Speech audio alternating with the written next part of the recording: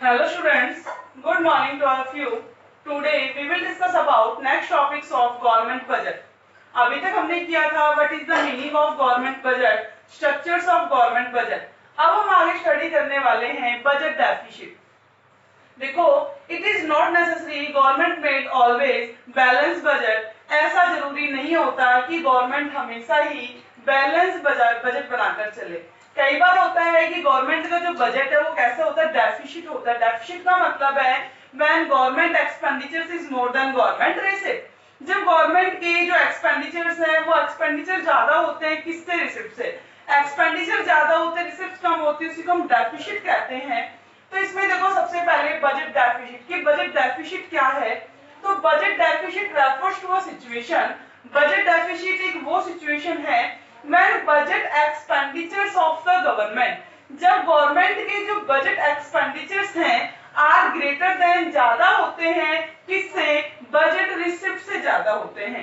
when government budget expenditures are greater than budget receipt is called budget deficit. तो budget deficit is equal to budget expenditures is more than budget receipt. Budget expenditure ज्यादा है और budget receipt कैसी है, कम. और budget receipt types of budget deficit, ये deficit है जो बजट डेफिसिट, इसके टाइप्स कितने होते हैं. तो बजट डेफिसिट है वो 3 टाइप्स की होती है. फर्स्ट होती है रिवेन्यू डेफिसिट, सेकंड होती है फिस्कल डेफिसिट एंड थर्ड क्या होती है हमारी, थर्ड बोले तो थर्ड क्या होती है हमारी, प्राइमरी डेफिसिट होती है. तो 3 टाइप्स की हमारी डेफिसिट्स होती हैं. तो गवर्नमेंट इन तीनों डेफिसिट्स को अलग अलग तरह से क्या करती है, टैकल करती है. जैसे सबसे पहले आया है रिवेन्यू डेफिसिट. कि रिवेन्यू डेफिसिट क्या है, रेवेन्यू डेफिसिट. तो revenue deficit is the excess of revenue expenditures over revenue receipt. जब भी गवर्नमेंट के रेवेन्यू एक्सपेंडिचर ज्यादा होते हैं रेवेन्यू रिसिप्ट से तो क्या कहलाता है, revenue deficit. This deficits arise more complications about government. ये गवर्नमेंट के बारे में बहुत सारी क्या कर देती है, कॉम्प्लिकेशंस को अराइज कर देती है. इट मींस रेवेन्यू गवर्नमेंट के पास जो टैक्स रिसिप्ट्स है, नॉन टैक्स रिसिप्ट्स है वो बहुत कम है, बट गवर्नमेंट सब्सिडी के ऊपर वेजेस सैलरी दे रही है, स्कॉलरशिप प्रोवाइड करवा रही है, वहां ज्यादा से ज्यादा खर्च कर रही है, बट गवर्नमेंट के पास कोई रिसिप्ट्स का सोर्सेज नहीं है. उसे हम क्या कहेंगे, रेवेन्यू डेफिसिट कहेंगे. अब इसके क्या क्या इंप्लीकेशंस होते हैं, इसके क्या क्या प्रभाव पड़ेंगे, वो इंप्लीकेशंस की स्टडी करते हैं. इंप्लीकेशंस है, इंप्लीकेशंस में फर्स्ट क्या कह रहा है कि because of revenue deficit, revenue deficit के कारण the government may have cut its expenditures on several welfare programs. भाई जब गवर्नमेंट के रेवेन्यू बजट एक्सपेंडिचर जब ज्यादा से ज्यादा होंगे, डेफिसिट बजट बन रहा है उसका रेवेन्यू का, तो गवर्नमेंट क्या करेगी, जो उसके सेवरल वेलफेयर प्रोग्राम है, जो वेलफेयर प्रोग्राम्स करती है उनके अंदर क्या कर देगी, कमी कर देगी. वो प्रोग्राम्स वो लॉन्च नहीं कर पाएगी. This leads to loss of welfare. जिससे क्या होगा, वेलफेयर में कमी. और वेलफेयर में कमी होने का मतलब है कि पर्सन्स हैं वो अनहैप्पी होंगे. अनहैप्पी होने का इनकम अर्न नहीं होगी, एम्प्लॉयमेंट के सोर्स कुछ नहीं होंगे, वो लोग डिमांड नहीं करेंगे, तो इसका इफेक्ट बहुत ज्यादा पड़ता है. सेकंड कहता है गवर्नमेंट में have to raise fund through borrowings. Government क्या करेगी, देखो जब उसके पास रिसिप्ट्स का कोई सोर्स नहीं है तो वो दूसरी कंट्री से, आरबीआई से, कहीं से भी क्या करेगी, मनी बोरो करेगी, उधार लेगी, फिर लोगों को सब्सिडी देगी, ओल्ड एज पेंशन प्रोवाइड करवाएगी. थर्ड, द गवर्नमेंट में compelled for this investment. Government इस पॉलिसी को हम कहें, इस डेफिसिट्स को थ्रू द दिस इन्वेस्टमेंट भी कंपेल कर सकती है, इससे बच सकती है कि जब क्या करे, अपनी ओनरशिप को, पब्लिक एंटरप्राइज ओनरशिप को किसको सेल कर दे, वो अगर प्राइवेट एंटरप्रेन्योर्स को सेल कर दे तो भी रेवेन्यू डेफिसिट की प्रॉब्लम्स को सॉर्ट आउट किया जा सकता है. तो ये इसकी इंप्लीकेशन, सबसे पहले जो इसके सोशल वेलफेयर के प्रोग्राम्स हैं उनमें कटी कम हो जाएंगे, वेलफेयर प्रोग्राम कम होंगे तो उनके लिए उसे बोरिंग्स करनी पड़ेगी. इट मींस क्या बढ़ जाएगी, foreign dependency to the foreigner, foreigner की डिपेंडेंसी बढ़ जाएगी. उसके बाद डिस इन्वेस्टमेंट के थ्रू इसको क्या कर सकती है, कंपेल कर सकती है. अब 3 वे है टू मैनेज रेवेन्यू डेफिसिट. वो 3 वे हैं जिसके कारण रेवेन्यू डेफिसिट क्या हो सकती है, मैनेज हो सकती है. या तो क्या करे, गवर्नमेंट बोरिंग्स करे, या तो पब्लिक से बोरिंग करे, या फिर वो आरबीआई से मनी बोरो करे, या फिर वो कहां से, वर्ल्ड बैंक से या फिर फॉरेन से, क्या रेस्ट ऑफ द वर्ल्ड से मनी बोरो करे. दिस इन्वेस्टमेंट अपनी सिक्योरिटीज को किसी को सेल कर दे, जिसके पास मनी आएगी, रेवेन्यू डेफिसिट कंट्रोल हो सकती है। कट इन एक्सपेंडिचर, अपने एक्सपेंडिचर्स में कमी कर दे, अब की बार ऑलवेज पेंशन को स्टॉप कर दे, सब्सिडी ना दे लोगों को, तो क्या होगा, एक्सपेंडिचर्स कम होंगे, जब रिसिप्ट्स कम है तो एक्सपेंसेस भी क्या कर दे, साथ साथ रिड्यूस कर दे, तो रेवेन्यू डेफिसिट्स की जो प्रॉब्लम्स है उसको शॉर्ट आउट किया जा सकता है। मेनली तो ये मानते हैं कि गवर्नमेंट जो रेवेन्यू डेफिसिट आती है इस चीज को शो करती है, government are not able to running day to day expenditures, day to day activities, government है वो डे टू डे की एक्टिविटीज को रन करने में कैसी अनेबल है, वो उसको क्या नहीं कर पा रही है, कंपेल नहीं कर पा रही है। सेकेंड अब हमारी फिस्कल डेफिसिट।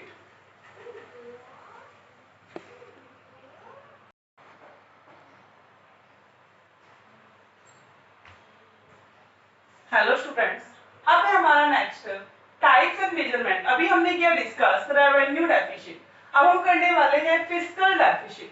क्या fiscal deficit, what is the meaning of fiscal deficit?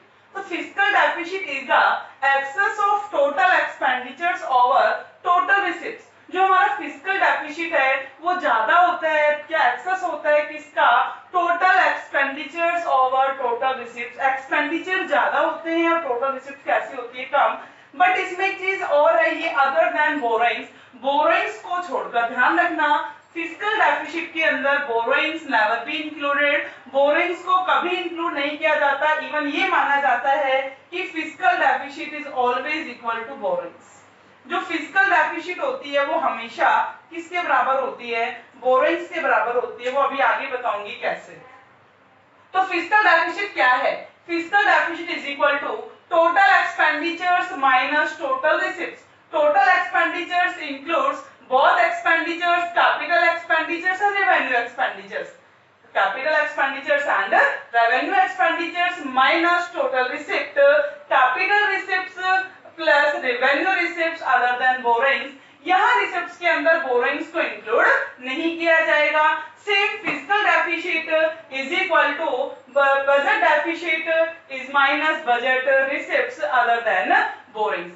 अब यहाँ पर बोरिंग्स को अलग क्यों किया जाता है, क्या रीजन है, देखो total expenditures minus total receipts में टोटल खर्चा सपोज कितना हुआ 100 का, और टोटल रिसिप्ट्स गवर्नमेंट के पास रिसिप्ट्स कितनी आई है 80, अदर देन बोरिंग्स है तो कितना हो गया 20, और ये कितना है यहाँ पर फिस्कल डेफिसिट कितनी क्या है 20। इट मींस जो 20 का डेफिसिट आया है, जो माइनस आया, इस डेफिसिट को कंप्लीट कहां से करना पड़ेगा, बोरिंग्स, मतलब कि उधार कहां से लेना पड़ेगा, 20 का हमें उधार लेना पड़ेगा, तो 20 बोरिंग्स ही तो हो गई। तो फिस्कल डेफिसिट 20 की क्या ली हमने, फिस्कल डेफिसिट 20 की क्या ली है, बोरिंग्स, तो बोरिंग्स इज इक्वल टू क्या हो गया, fiscal deficit.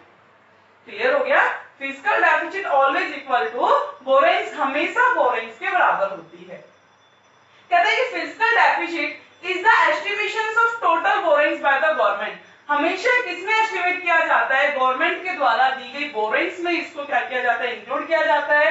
It is often called gross fiscal deficit. हम इसको और किस नाम से जानते हैं, ग्रॉस फिस्कल डेफिसिट के नाम से जानते हैं। ध्यान रखना, नेट फिस्कल डेफिसिट नहीं है, कौन सा है ये, ग्रॉस फिस्कल डेफिसिट है, बहुत इंपॉर्टेंट है। जो फिस्कल डेफिसिट है उसको और किस नाम से जाना जाता है, ग्रॉस फिस्कल डेफिसिट के नाम से जाना जाता है। तो ग्रॉस फिस्कल डेफिसिट होती क्या है, बोरिंग्स फ्रॉम आरबीआई, आरबीआई से उधार लिया, plus borings from abroad, abroad से हमने उधार लिया, plus net borings at home, अपनी ही कंट्री से क्या ले लेना, लोन ले लेना, वो क्या है, net borings at home. Clear हो गया, तो ग्रॉस फिस्कल डेफिसिट किसके बराबर होगा, borrowings from RBI, borrowings from abroad and net borrowings at home। Clear हो गया।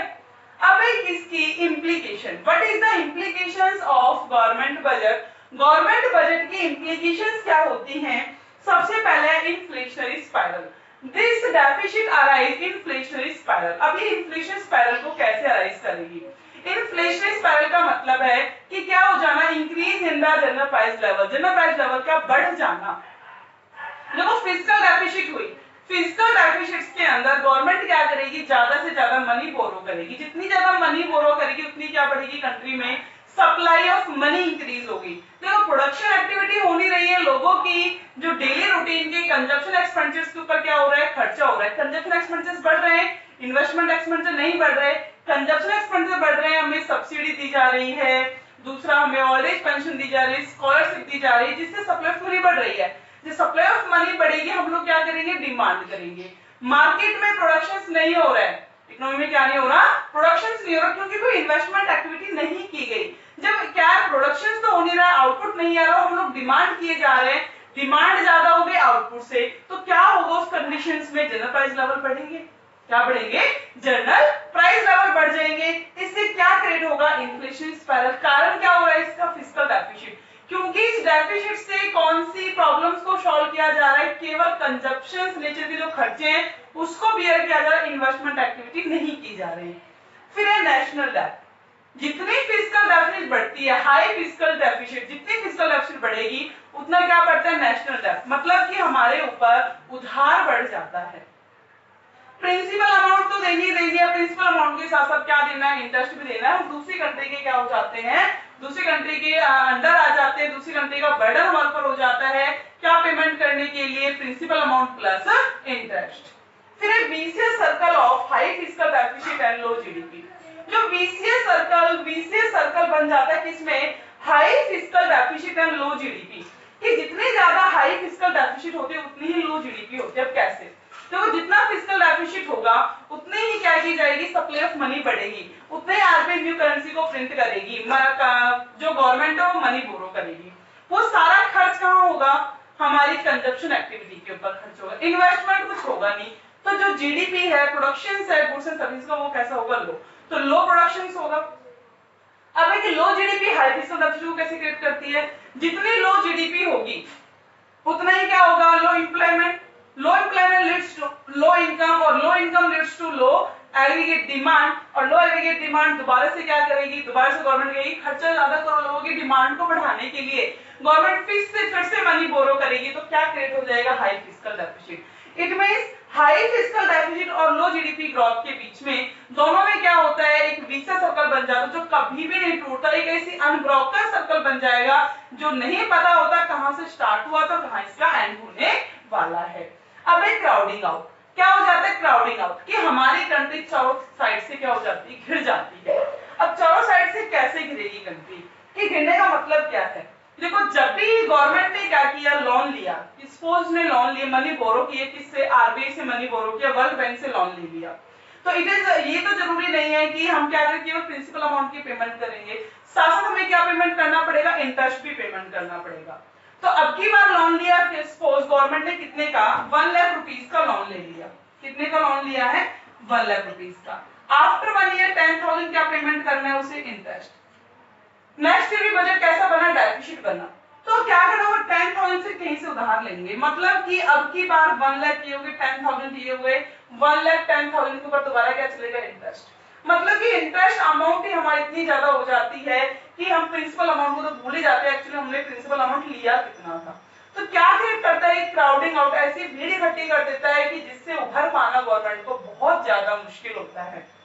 अब ये इरोजन ऑफ गवर्नमेंट क्रेडिटेबिलिटी, जो गवर्नमेंट की क्रेडिबिलिटी है, मतलब कि उधार लेने की जो योग्यता है, बाहर से जो उधार ले सकती है, इरोजन मतलब कि उसमें कटाव हो जाता है, कि गवर्नमेंट जब हर साल हमारा डेफिसिट बजट बनेगा तो क्या कोई भी कंट्री हमारी सपोर्ट करेगी, क्या कोई भी बैंक हमारी सपोर्ट करेगी, क्यों, क्योंकि हर साल का काम है डेफिसिट बजट बनाना, इतना लोन कौन प्रोवाइड करवाएगा, इवन लोन की पेमेंट, लोन की इंटरेस्ट की पेमेंट लेने के लिए हमें क्या लेना पड़ता है, दोबारा से फर्दर लोन लेने पड़ते हैं, तो वो अमाउंट कहां से पूरी हो सकती है।